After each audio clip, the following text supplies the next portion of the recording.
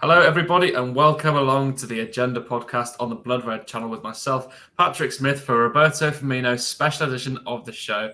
I'm delighted to be joined by the Liverpool Echo's Matt Addison. Matt, how are you doing?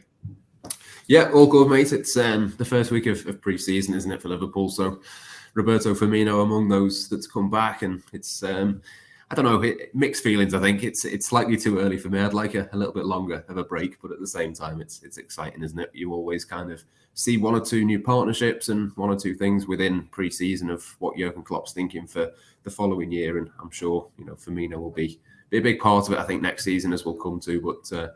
Yeah, exciting, but also could do with an extra few weeks of holiday, I think.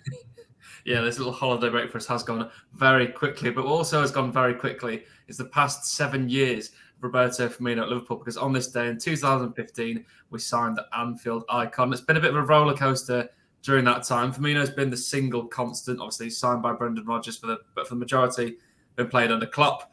So, Matt, just how crucial has Firmino been to this whole process under Jurgen Klopp from start to finish, from doubter to believer, as Klopp initially told us? Yeah, it's really interesting. I think the kind of different sort of two eras almost. Obviously, under Brendan Rodgers, he came in as a number 10. He played wing back, I think, off the top of my head for him, and played a couple of different mad positions. But just as when you were thinking, £29 million looked a lot, there was, I think, in one of the national newspapers, a line of kind of, how on earth has Michael Edwards come to the conclusion that 29 million for Roberto Firmino was a safe bet? But listen, it turned around, didn't it? Michael Edwards obviously now completely different kind of reputation, I suppose, and Roberto Firmino as well. He's found his position by luck or by judgment. Roberto Firmino ended up as that sort of false nine for Liverpool, and I think is going to be remembered as one of the defining players really under Klopp and at Liverpool in this period.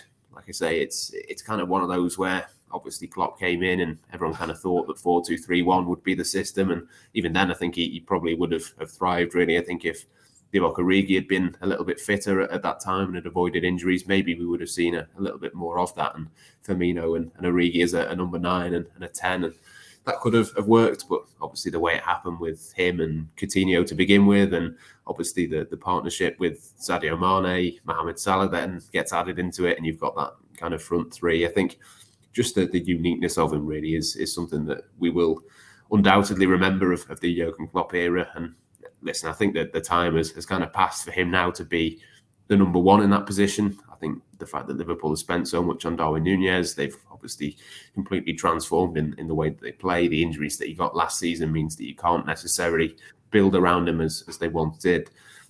You can't take anything away from him. He's absolutely been one of the linchpins of this Liverpool team under Klopp. And yeah, 7 years, it's gone really, really fast.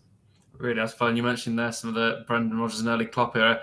Maybe there's a parallel universe where Ricky Lambert or Balotelli are the false nine that we've had for the past few years. Matt, he's had so many highlights for me now, hasn't he?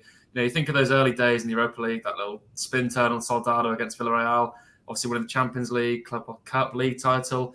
What do you think has been Roberto Firmino's defining Liverpool moment or moments? Because he's had so many, hasn't he?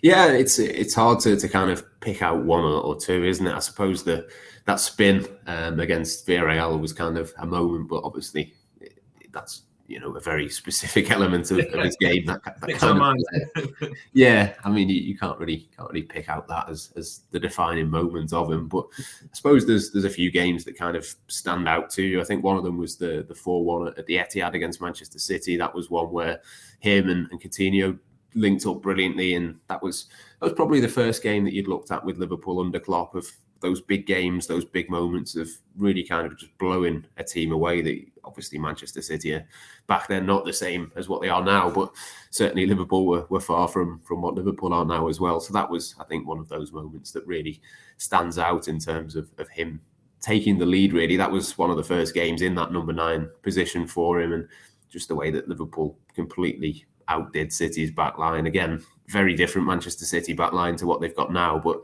they just couldn't cope with the pressing, the intensity, and obviously when you win the ball back that high up the pitch, you've got loads of space to run into, you've got all of the opportunities, and I think that's what Roberto Firmino was at his best, really. It's, easy to kind of point to the pressing and the off the ball stuff, but I think, in possession as well, he just knew exactly where to put that ball, and still does now, to be fair to him. I mean, we're talking about him as if he's left Liverpool and all of the rest of it. But I think, when he was at his best, that was the real thing, that he could find those through balls, he could find those positions, he could score a lot of goals as well. I think obviously his best season at Liverpool, 17-18, a few years ago now, but 27 goals, 17 assists for someone who was kind of the third really in line in terms of who was going to be scoring the most goals that season. Mohamed Salah obviously comes in and does incredibly well. Sadio Mane as well at his peak at that point. But, 27 goals, 17 assists from someone who is your third source of goals is a really impressive total. And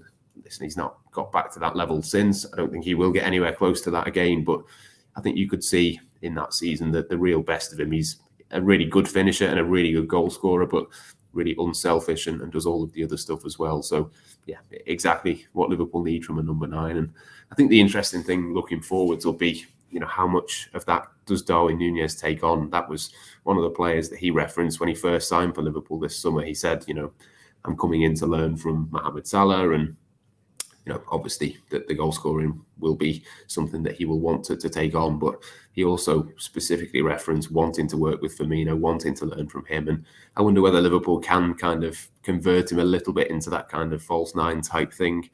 Again, there's a chance that they just kind of evolve and move beyond that. But I do think there's certainly elements of that he'll have to take on. There's certain things that Roberto Firmino is brilliant at, that if you're going to play for this Liverpool team week in, week out, you just simply have to be able to press. You have to be able to do some of the things that Roberto Firmino did. And I think he was a huge part really of Klopp being able to implement that, because naturally that is his game. He's perfectly suited to playing. So be interesting to see where Liverpool go next. But yeah, an incredible player, there's no doubt.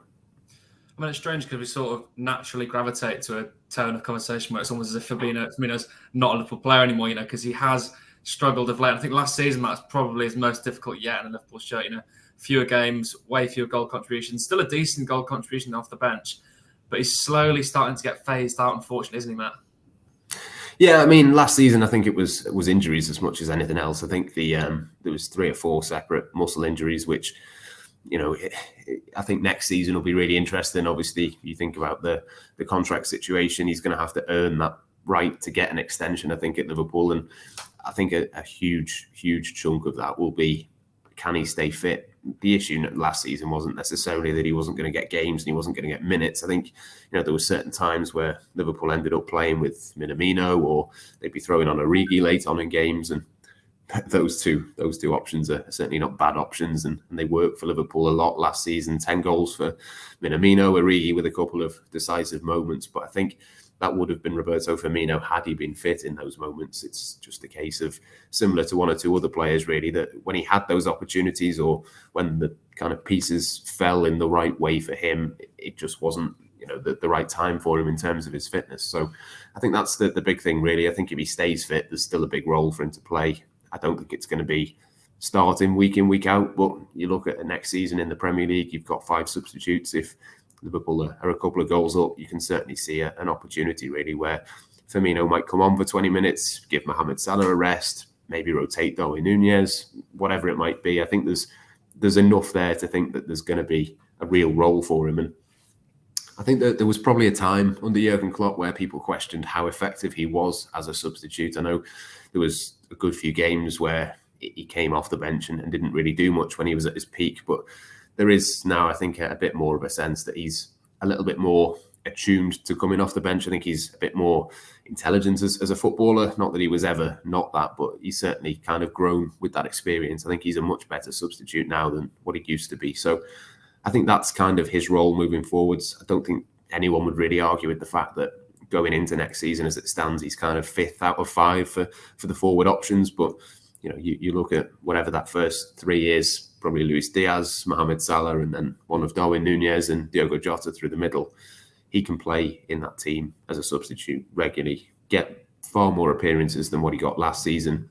Probably won't be too much different in terms of starts, but I really do think if he can stay fit, there's a real opportunity for him. And he's going to have competition. He's going to have Fabio Carvalho and various others trying to get into that position as that 5th choice attacker. But as long as he stays fit, you'd like to think that Roberto Firmino can play a role, and whether that's against lesser teams, whether that's coming off the bench in bigger games, even just to rotate things. I think there's still an opportunity. There's still a good player there. It's just really a question of, can he avoid those injuries that he got last season?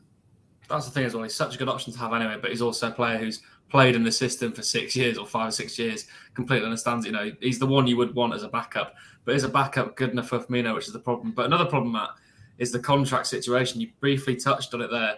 Obviously, all the talks about Sadio Mane, Mohamed Salah's contracts running out next year. Firmino's runs out next year as well. And obviously, Mane's been sold. Salah's contract's been resolved. Firmino is still an unresolved situation. Now, what do you think the club will do? What do you think's best for Firmino? And what would you do personally?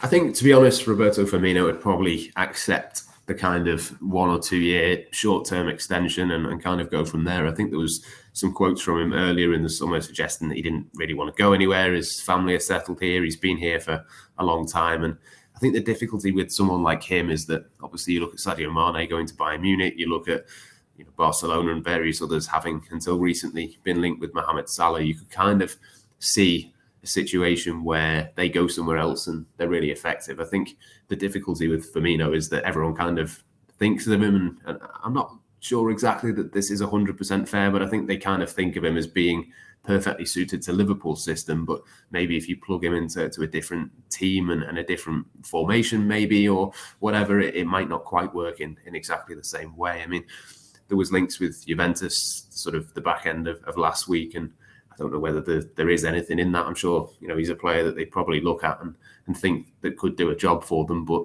they've just signed Dusan Vlahovic in January, who's more of a Darwin Núñez, Erling Haaland type fixed number 9. They've obviously let Paulo Dybala go, who would probably be a similar-ish player to Roberto Firmino. So even then, it kind of makes sense to an extent, but you're not quite sure where he fits into that team. And I just, for him, is he going to get regular football at the level that he wants to be at? I don't think he is at this stage, not just for the injuries, but just the age of his career that he's at, the kind of player that he is. There are going to be clubs that come in for him if he does go on a free next season. You'd imagine Barcelona, they seem to snap up every player that is on a free. They try and go and get them. I do think there will be places for him to go, but I don't think anywhere is going to be a nailed-on certainty. Certainly not at the level that Liverpool are at. And there's not many teams that are going to be competing for that kind of points total, that kind of Champions League finals and all of those sorts of things. I think if I was him, I'd rather be a kind of 30 to 40 game a season player for Liverpool, maybe coming off the bench in half of those. I'd rather do that than go and be a regular for PSG, or I mean, he wouldn't be a regular at PSG even, would he? But wherever it might be that he could end up, Barcelona perhaps. I think for me, I'd rather be at Liverpool, but then I suppose I'm biased. Well, this is the problem, Matt, for me, because there's lots of rumour and interest. There's the heavily rumoured bids from Juventus. There's also rumours of Borussia Dortmund. Perhaps a swap deal for Bellingham would be nice, but that's not going to happen. But is there any case for selling Firmino this summer to take the cash now rather than risk losing him on a free next summer? I don't think there is, to be honest. It's just purely because of the numbers involved. I mean, we saw with Sadio Mane, it wasn't a huge amount of money for him. Liverpool kind of made the money back there or thereabouts on what they paid for him, which I think was probably about right. But you'd probably be looking maybe 20 million that someone would be prepared to pay, say, and that's just me plucking a figure out of the air. But I don't think it'd be a significant amount is kind of the point that I'm trying to make, really. I don't think it would be enough really to tempt Liverpool. I think if someone came in with an absolutely mega offer, then of course you'd change your stance on that. But I just think for Liverpool, they can't afford really to let another forward go. They've already let 3 in Minamino, Origi and Mane go this summer. I think if you were to let Roberto Firmino go, you're going to have to find a replacement. And just realistically, are you going to be able to get someone who can do that kind of 5th choice attacker role next season for the kind of money that you'd get for Firmino? I don't think that's necessarily going to be the case. So for me, I think it's a little bit similar with Alex Oxlade-Chamberlain, almost of, okay, if a massive offer came in, you might have to reconsider that stance. But other than that, I just think it makes probably more financial sense just to keep him. And if he goes on a free next summer, so be it. But listen, if he starts next season and plays regularly and stays injury-free until the World Cup, you can then maybe reassess it November, December. just before he can start talking to clubs abroad, get a 1 or 2 year extension. It wouldn't surprise me if it got to the World Cup and he played a few games and they decided that was the best way to do. I mean, the main thing on those points as well is, if you sell Firmino for 20 million, you're not going to get a replacement worth the same amount anywhere near as usable as Firmino be in that system. Same with Oxlade-Chamberlain, to be fair, because he'd probably be a 10 or 15 million pound sale. And then are you going to sign someone as effective for that money? Probably not. But the problem with Firmino, Matt, is you mentioned before, he's probably the 5th in line now to the attacking front 3. He is really struggling. He's looking at moves away potentially. Now, is there a case for maybe a change in position for Firmino? We know he's got these pressing defensive capabilities. He's good on the ball. Could he drop back into midfield, or could we even see, there's lots of talk about Klopp switching it up back to his orthodox 4-2-3-1 with the lack of numbers. Now, what do you think would be the best tactical switch for Firmino? Yeah, I mean, the 4-2-3-1 thing is kind of the most obvious thing, isn't it? I'm not quite as convinced as a lot of people are that we're going to see a lot of that next season. I think it'll be probably fairly similar to what it was last season, in that you go with the 4-3-3, and then if Liverpool are a goal behind or they need to change a game up or switch things around, you can then maybe go with the extra attacker. And I suppose he would be the logical one, wouldn't he? If you were bringing a player off the bench to kind of bolster that, you could potentially plug him in as a 10 and go from there with it. But I think that's probably the most logical way. The more interesting way, I think, would be to experiment a little bit more with what they did a few times last season with playing him as a kind of midfielder, which is, I suppose, getting your 4 forwards onto the pitch, but still having that same system, the same shape, not really taking as many risks. I think that was 1 or 2 times in the Premier League. I think Tottenham and Leicester, they tried him as a kind of number 8 in that left-hand channel of trying to link that midfield between Fabinho and Luis Diaz on that side of the pitch. I think that's something that probably you're not going to see too often. You're certainly not going to see it against, say, a Chelsea or a Manchester City or any of the big games. But against a lesser Premier League team, is there a situation where you could have a midfield 3, say, of Fabinho at the base with Henderson on the right and Firmino to the left? I don't think it's that wild a shout, to be honest. I think the fact that Liverpool tried it a couple of times last season, I think it was only sort of 15, 20 minutes against Cardiff, I think it was in the FA Cup. They tried it in that, seemed to work quite well. Obviously, Cardiff with limited attacking threat at Anfield. I think the game was already pretty much done at that point, but it did look exciting, and obviously it's kind of a more natural fit, I suppose, in terms of the formation.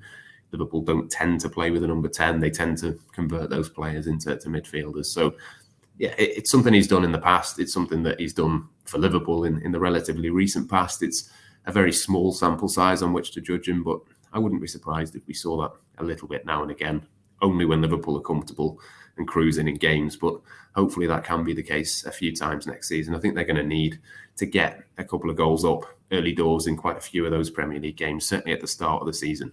If you can get yourself 2-0 up, do this with the midfield, rest of you players in that position, and kind of rest within games, with 2 games a week for pretty much the entire season. Again, it's going to be important. Well, exactly that. And with so many games, I think a change shape is going to be required. You mentioned the first few games in the league, I think we've got Bournemouth, Newcastle, Palace games like that are ones that you probably could risk trying a 4-2-3-1 or a 4-4-2 out. But Matt, if you had to summarise Firmino's time at Liverpool, then we'll conclude the pod. Just sum up Roberto Firmino at Liverpool in the past 7 years. It's been amazing, isn't it? Yeah, just the link really between all of the rest of the team. I think he's kind of the focal point, in as much as he ties it all together. It's been said, a number of times that he is the system under Jurgen Klopp, which I think is a nice way of putting it. Obviously, on and off the ball, he's got that sort of ability and capability to do that. So, yeah, it's no bad thing that Liverpool are moving away from just having one player, which is the entire system. But like you say, it was pretty good to watch it over the last 7 years, and I'm sure there's at least one more season for him to come, and possibly a few more after that, because if he does earn a new contract, I don't think anyone will be complaining about having to watch him a little bit more frequently. Yeah. Well, don't worry, Matt, I'm not going to put you on the spot and ask for a rendition of the chant. But it has been a wonderful 7 years. Cult hero for Firmino at Anfield. Hopefully he can stay for another few years, because he's just a player who puts a smile on your face, isn't he? But a big thank you to Matt, Addison, and of course all of you for watching and listening along at home. Be sure to check out all of our pre-season and transfer news updates right here on the Blood Red channel, as well as the Liverpool Echo and Liverpool.com websites and socials. But for myself, Patrick Smith, and Matt Addison, thank you for your company, and it's goodbye for now.